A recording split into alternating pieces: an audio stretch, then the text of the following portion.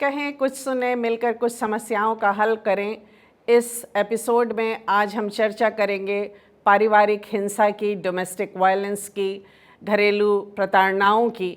तो आइए हम देखें कि ये आखिर है क्या और किस तरह बहुत से परिवार इससे प्रभावित हैं। पारिवारिक हिंसा एक ऐसा विषय है जिस पर भारत में कोई आसानी से बात करना नहीं चाहता। उन्हें या तो डरा धमका कर बोलने नहीं दिया जाता, मारपीट, शोषण, अपशब्द, डांट फटकार तक ही बात सीमित नहीं होती, लेकिन इसका असर या प्रभाव संपूर्ण परिवार के लोगों पर, उनके व्यक्तित्व पर स्पष्ट रूप से एक भय के रूप में दिखाई देता है। कई बार बात छिपाने के लिए चोटों व नील के निशान को कतराती आंखों से बाथरूम में गिर जाना या एक्सीडेंट आदि बताकर टालने का भी प्रयास किया जाता है। ये शारीरिक चोटें तो फिर भी कुछ दिनों में मिट जाती हैं, लेकिन जो चोटें दिलो दिमाग पर, व्यक्ति की आत्मा पर लगती हैं, वो नासूर बनकर रह जाती हैं, जिसका असर मनोवैज्ञानिक व भावनात्मक रूप से व्यक्ति के व्यक्तित्व पर ताजीवन दिखाई देता है। संसार के अधिकांश देशों में इसके विरुद्ध कानून हैं, हमारे देश में भी हैं, लेकिन हमारे देश में अधिकांश लोगों को परिवार की इज्जत की चिंता स्वयं की जान से ज़्यादा होती है, क्योंकि यह बात उनके दिमाग में बचपन से बैठाई जाती है। दूसरा यह कि सामान्य सोच है कि पुलिस भ्रष्ट है, कानून समय व पैसा लेता है और फिर रहना तो उसी घर में है, क्यों स्थिति और ख़राब करे। अधिकांश समय प्रताड़ित होने वाला व्यक्ति हिंसक प्रवृत्ति के लोगों के हाथों ही बिका हुआ होता है या उनके कब्ज़े में होता है, क्योंकि घर की आर्थिक जिम्मेदारी उनके हाथों में होती है, जिससे वे स्वच्छंदतापूर्वक अपने वहशियानेपन को अंजाम देते हैं और दोष नशे को या परिस्थितियों को अच्छी न लगने वाली या उनकी इच्छा के विरुद्ध बातचीत को देते हैं और अपनी स्वयं की गलती को कभी स्वीकार नहीं करते। कई बार आपको आश्चर्य होगा कि जब आप घरेलू हिंसा के शिकार लोगों से बातचीत करना चाहते हैं या चाहेंगे या करेंगे, चाहे वो बच्चे हों या पत्नी, वो अक्सर यही जवाब देते हैं कि वो कल ज़रा ज़्यादा पीकर आ गए थे, मैंने ही अकारण पूछ लिया, इतनी देर कैसे लग गई घर आने में, या मैंने ही उनकी पसंद का खाना नहीं बनाया, बेचारे दिन भर के थके घर आते हैं, वैसे वे बहुत प्यार करते हैं, सबका बहुत ध्यान रखते हैं, आदि आदि। ऐसा लगेगा मानो वो स्वयं को ही दिलासा दे रहे हैं, यह जानते हुए भी कि यह एक झूठी दिलासा है। किसी को इस हद तक हिंसक होना कि दूसरे को चोट पहुँचे कभी भी सही या जायज़ नहीं है। कैसी भी परिस्थिति क्यों ना हो, वे उनका अपना फ्रस्ट्रेशन है और टॉर्चर्ड इमोशनल उनकी प्रवृत्ति है, एंगर प्रॉब्लम है, जिसका इलाज संभव है। ये मेंटल एंड साइकोलॉजिकल डिसऑर्डर के अंतर्गत आता है, जिसको बढ़ावा नहीं देना है। तो प्रश्न यह है कि यदि ऐसी परिस्थितियां हैं तो उसके क्या दुष्परिणाम हो सकते हैं। ये लंबे समय तक चले तो क्या ये दुष्परिणाम जीवन भर अपना प्रभाव छोड़ते हैं।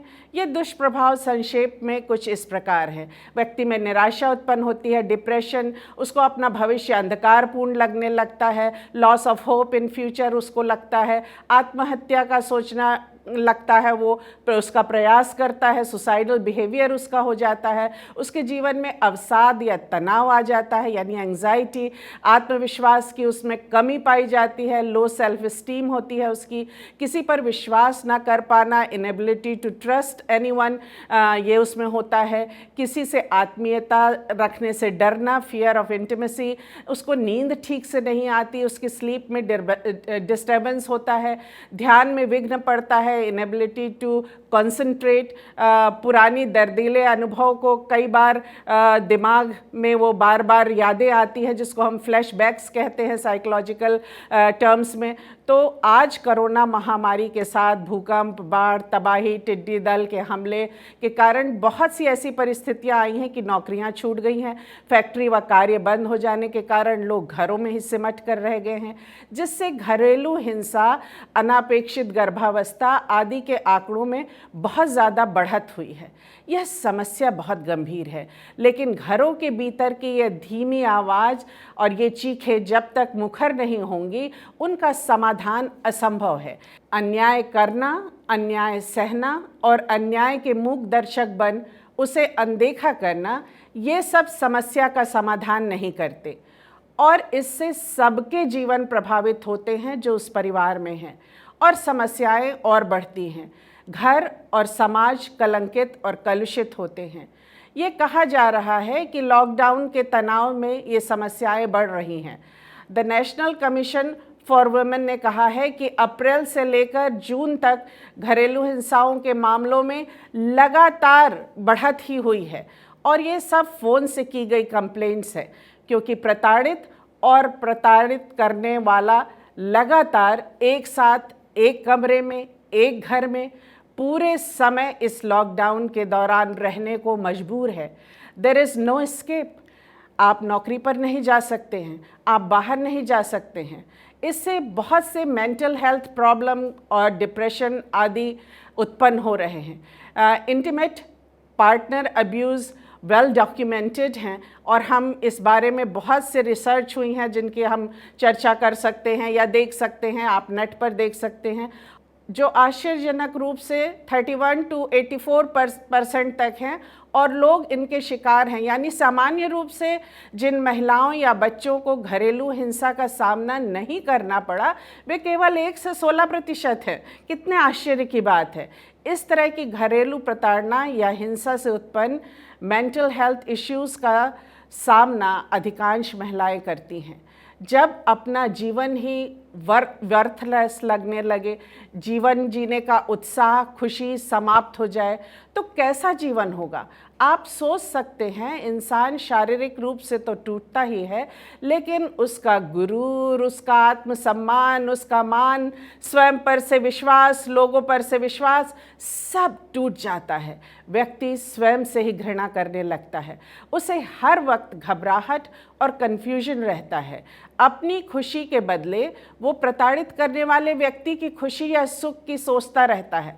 उसे लगता है कि वो खुश रहेगा, उसकी सब ज़रूरतें उसके अनुसार पूरी होती रहेंगी, तो उसे इतना गुस्सा नहीं आएगा, फिर वह मुझसे प्रेम करेगा, फिर सब ठीक हो जाएगा। वो मानो कांटों या अंगारों पर चलते हुए जीते हैं। अंग्रेज़ी में कहा जाता है they walk on egg shells.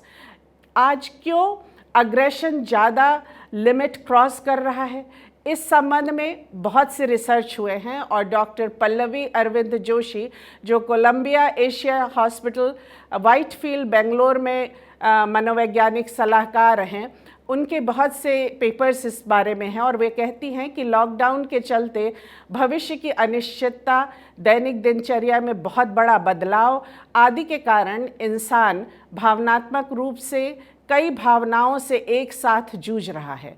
ये पेंट अप इमोशन जो व्यक्ति के अंदर होते हैं, वो मित्र मंडलियों के साथ लॉकडाउन के चलते बांटे नहीं जा रहे हैं।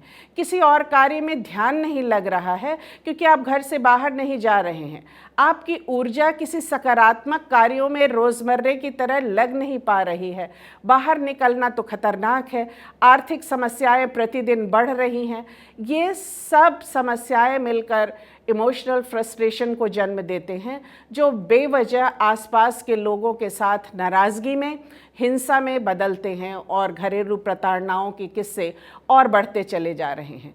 सबसे पहली शर्त तो यह है कि जिसके साथ दुर्व्यवहार हो रहा है, जो पीड़ित है, उसे यह समझना है कि यह गलत है, ये बात सामान्य नहीं है।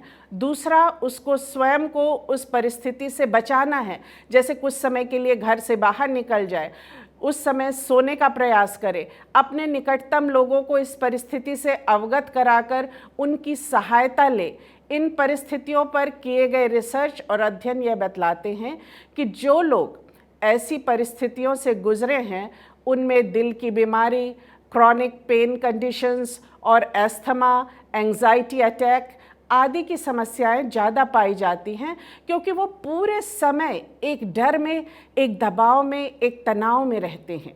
कुछ परिस्थितियां तो भावनात्मक रूप से प्रताड़ित व्यक्ति के साथ ऐसे जुड़ जाती हैं कि यदि उन्हें वहां से निकालकर बेहतर परिस्थितियों में भी रखा जाए तो वे उससे प्रभावित होते रहते हैं। यानी वो परिस्थितियां उनका पीछा नहीं छोड़ती, चाहे प्रताड़ना देने वाले व्यक्ति ने उन्हें दूर कर दिया हो या वो उससे दूर हो गए हों, उसे सज़ा भी हो जाए, PTSD post traumatic stress disorder उत्पन्न होते हैं, जिसमें डिप्रेशन, निराशा और एंजाइटी, तनाव, अवसाद आदि आते हैं, जिसको अपने अपने ढंग से दूर करने के लिए कुछ लोग नशे के शिकार हो जाते हैं, शराब का सहारा लेने लगते हैं। आवश्यकता इस बात की है कि ये किसी साइकेट्रिक के पास जाए, सही दवाएं ले। यदि माता पिता को बच्चों ने मारपीट करते देखा है तो वे कभी भी किसी को फुल्ली ट्रस्ट नहीं करते, अपने लाइफ पार्टनर या प्रेमी पर हमेशा शक करते हैं, उसे वो रिस्पेक्ट नहीं दे पाते जो देना चाहिए, उस पर भरोसा नहीं करते, जिससे उनके प्रेम संबंध कभी भी ठीक और नॉर्मल नहीं बन पाते हैं। आंकड़ों के अनुसार 42% महिलाएं और 20% आदमियों को पारिवारिक हिंसा में छोटी मोटी सामान्य चोटें लगती हैं, जैसे जब उनके लड़ाई झगड़े होते हैं और गंभीर होते हैं तो खरोंचे लगना, नील पड़ना, जहां मारा पीटा गया हो वहां सूज जाना आदि। लेकिन यदि ऐसा बार बार होता है तो चोटें गहरी और ज़्यादा बुरी होने लगती हैं। हड्डी टूटना, शरीर में बड़े बड़े कट लग जाना, गर्भवती महिलाएं हों तो गर्भपात का डर आदि समस्याएं बढ़ जाती हैं। इस पारिवारिक हिंसा का एक बहुत ही नकारात्मक प्रभाव सामाजिक रूप से भी देखा जा सकता है।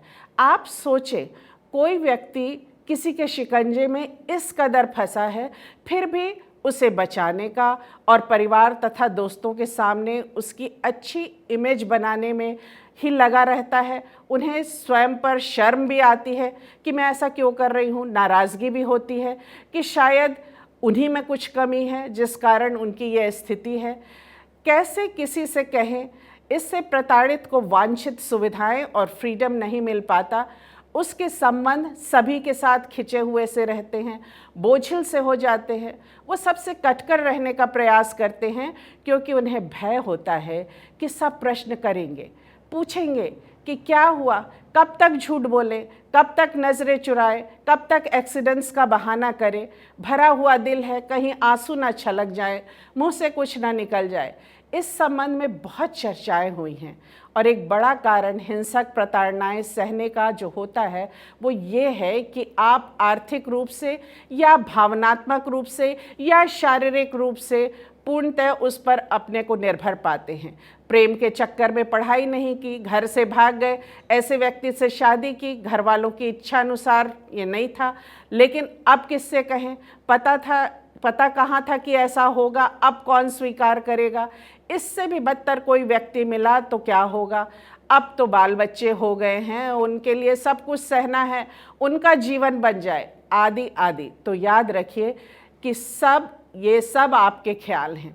ऐसी परिस्थिति में आपके बाल बच्चों का मानसिक और भावनात्मक तथा सामाजिक विकास कभी ठीक से नहीं हो सकता और ना हो रहा है, जिसका असर उसके शारीरिक स्वास्थ्य पर भी पड़ रहा है और उनके भविष्य पर भी।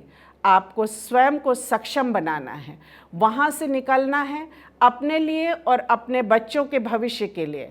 आज बहुत सी संस्थाएं हैं, नेशनल डोमेस्टिक वायलेंस हॉटलाइंस है, नेशनल सेक्सुअल वायलेंस हॉटलाइन है, हर पुलिस थाने में इसके लिए अलग से सेल्स हैं। माता पिता के द्वारा बच्चों को प्रताड़ित करने पर सजा है। बच्चों के लिए सुरक्षित और अच्छे वातावरण में अध्ययन की आगे बढ़ने की व्यवस्था है, उसके प्रावधान हैं। आप ऐसे वातावरण में जीने और अमानुषीय व्यवहार को सहने के लिए मजबूर नहीं हैं। आपको ही अपनी सेल्फ रिस्पेक्ट के लिए, अपने आत्मसम्मान के लिए मजबूती और दृढ़ता के साथ संकल्प लेना है, एक सही कदम उठाना है, बदले की भावना से नहीं, लेकिन एक इंसान होने के नाते बराबरी के हक के लिए, for your basic fundamental rights, अपने बच्चों के हक के लिए, अपने व उनके मानसिक, शारीरिक व सामाजिक स्वास्थ्य के लिए, आने वाली पीढ़ी के लिए, सबके उज्जवल भविष्य के लिए आपको यह संघर्ष करना होगा। आपको इस परिस्थिति से निकलने के लिए स्वयं को मजबूत करना है। खाना पीना छोड़कर मत बैठिए, इससे आपका ही नुकसान होगा और किसी का कोई फ़ायदा नहीं होगा, समस्या का समाधान भी नहीं होगा। समस्या पर ध्यान केंद्रित करने के बदले समस्या के समाधान पर ध्यान केंद्रित करिए। How you can solve this problem, who can help you, इन सब बातों पर विचार करिए। कौन आपकी मदद कर सकता है? आपको प्रताड़ित करने वाला आत्मग्लानि के रास्ते पर आपको ले जाना चाहता है कि वह स्वयं के आचरण को और खुद को सही ठहरा सके, और कई बार आप भी उसे स्वीकार करके उसे और अवसर देते चले जाते हैं, क्योंकि आप मारपीट के, प्रताड़ना के आपको लगता है आप इसी के योग्य हैं। आपकी पहचान किसी के कहने से, किसी के व्यवहार के कारण नहीं होती है। हर इंसान से कभी न कभी कोई गलती या उसमें कुछ कमी हो सकती है, लेकिन यदि वह बार बार वही गलती करे तो वो उसके व्यक्तित्व की पहचान बन जाती है। यदि प्रताड़ित करने वाला इंसान बार बार नशा उतरने के बाद या उसका मूड ठीक होने के बाद आपसे प्यार जताने का प्रयास करता है, तो उसे वास्तव में साइकोलॉजिकल प्रॉब्लम है, जिसका सही समाधान यदि ना हुआ तो बात आगे और बिगड़ती चली जाएगी। आप आवश्यकता पड़ने पर मदद लेने से मत हिचकिए। आप पुलिस के पास जा सकते हैं, किसी पास के एनजीओ के पास जा सकते हैं जो घरेलू हिंसा के विरुद्ध मुहिम चलाते हैं। बस अपना आत्मविश्वास मत खोइए और ये सोच लीजिए कि आपको अपना पूरा जीवन इस नरकीय वातावरण में नहीं बिताना है। You don't deserve it. आप इससे बेहतर की अपेक्षा कर सकते हैं। आपके साथ यदि शारीरिक हिंसा प्रकरण नहीं हुआ है, लेकिन आपको लगता है कि ऐसा शायद हो जाएगा, तो आपको कुछ बातों पर ध्यान करने की आवश्यकता है। प्रताड़ित करने वाला व्यक्ति आपके जीवन के हर क्षेत्र को नियंत्रित करना चाहेगा। किससे क्या बात हो रही है, आपका फ़ोन मैसेज चेक करेगा, खर्चे पर रोक टोक करने का प्रयास करेगा, आपसे दिन भर की आपकी दिनचर्या का ब्यौरा रोज़ मांगेगा, फिर कभी ऑफिस में देर होने पर टोकना, आपके जीवन के सारे निर्णय खुद लेने का प्रयास करने लगना या खुद लेना, भावनात्मक रूप से आपको छोड़कर जाने की धमकी देना, आत्महत्या कर लेने की भी धमकी देना, झूठे प्रयास करना आत्महत्या के कि आप उसे रोकें और वो अपनी बात आपसे मनवा सके और अपने ढंग से मनवा सके, बदला लेने का प्रयास करना। तुम देर से ऑफिस से आई इसलिए मैंने दोस्तों के साथ बैठकर शराब पी ली, अब मेरा दिमाग खराब है, मुझे तो चढ़ गई है। आपको दूसरों के सामने लज्जाजनक स्थिति में डालना, अपने शब्दों से आपको हर्ट करना, आपको प्रताड़ित करना, ह्यूमिलिएट करना, आपकी इंसल्ट करना, अकारण दोष देना, लगातार अकारण जलन की भावना रखना, अपना वर्चस्व या अपना डोमिनेंस दिखाने के लिए निरंतर प्रयास करना, अत्यधिक पॉजिटिव होना, यानी कि तुम केवल मुझसे ही बात करो, किसी और से बात नहीं करो, सबके सामने मत जाओ, इतना तैयार होकर कहाँ जाना है, आदि आदि। अपनी बात मनवाने के लिए चीज़ों को, लोगों को, परिस्थितियों को, घर के नियमों को वो मैनिपुलेट कर सकते हैं, और जब आप ये बातें देखते हैं तो आप इन्हें स्वीकार्य नहीं करिए। उसे ज्ञात करवाइए कि ये शुरुआत है, लेकिन घरेलू हिंसा कोई नई बात नहीं है और ना ही इसे बिना विक्टिम के सहयोग के समाप्त किया जा सकता है। समस्या का समाधान आपके हाथ में है। हर चुनाव का एक परिणाम होता है, उसके लिए तैयार रहें, लेकिन घुट घुट कर हर दिन मरने से अच्छा है ज़िंदगी जी कर देखें।